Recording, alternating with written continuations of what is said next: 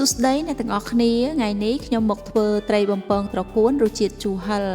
មុនមុខនេះគឺថាសាមញ្ញងាយគ្រឿងផ្សំក៏តិចរីឯរសជាតិនឹងក៏ឆ្ងាញ់ថែមទៀតអញ្ចឹងតោះបងប្អូនកុំឲ្យខាតពេលយូរទៅមើលគ្រឿងផ្សំនិងវិធីធ្វើជាមួយខ្ញុំទាំងអស់គ្នា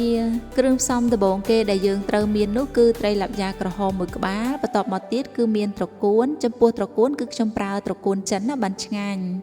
និងមានទឹកអំពិលទុំខ្ទឹមសខ្ទឹមក្រហមនិងម្ទេសរីឯការធ្វើវិញគឺយើងត្រូវយកត្រីហ្នឹងមកបំពងមុនសិនខ្ញុំបំពងវាឲ្យឆ្អិនពីមួយចំហៀងហើយក៏ប្រែទៅមួយចំហៀងទៀតរួចពេលនេះត្រីបំពងរបស់យើងហ្នឹងក៏បានឆ្អិនល្មមដែរពេលនេះខ្ញុំមកឆាត្រកួនវិញម្ដងគឺខ្ញុំដាក់ខ្លាញ់ឲ្យក្តៅដាក់ខ្ទឹមចិញ្ច្រាំនិងម្ទេសចូលឆាវាឲ្យឈ្ងុយបានខ្ញុំដាក់គ្រឿងទេសមានទឹកត្រីប្រេងខ្យងស្ករប៊ីចេងហើយនិងម្សៅស៊ុបរួចឆាគ្រឿងទេសយើងហ្នឹងឲ្យវារលាយសព្វចូលគ្នាបន្តិចទើបខ្ញុំបន្ថែមជាមួយនឹងទឹកអំពិលទុំចូលកូរទឹកឆាហ្នឹងឲ្យបាន2ទៅ3នាទីក្រោយមកទើបយើងភ្លក់មើលគឺថារសជាតិហ្នឹងឆ្ងាញ់ល្មមតែម្ដងបន្ទាប់មកខ្ញុំដាក់ត្រកួនចូលកូរវាឲ្យសព្វជាមួយនឹងទឹកឆារបស់យើងហ្នឹងទុកវាប្រហែលជា5នាទីអីទៅគឺបានហើយចំពោះត្រកួនគឺខ្ញុំអត់ឲ្យវាឆ្អិនពេកទេបងប្អូនគឺខ្ញុំទុកឲ្យវានៅច្របបានឆ្ងាញ់ក្រោយពីត្រកួនបានឆ្អិនគឺខ្ញុំដួសវាយកមកក្រាលនៅបាតចានពាក់កណ្ដាលទុកពាក់កណ្ដាលទៀតគឺស្រូបពីលើត្រីរបស់យើងអញ្ចឹងមក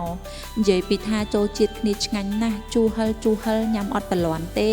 បាយ2ចានណាក៏អស់ដែរថ្ងៃនេះសំខាន់ឆ្ងាញ់ហើយអស់លុយតិចទៀតចុងក្រោយអរគុណបងប្អូនទាំងអស់គ្នាសម្រាប់វីដេអូថ្ងៃនេះជួបជាមួយនឹងខ្ញុំនៅវីដេអូក្រោយ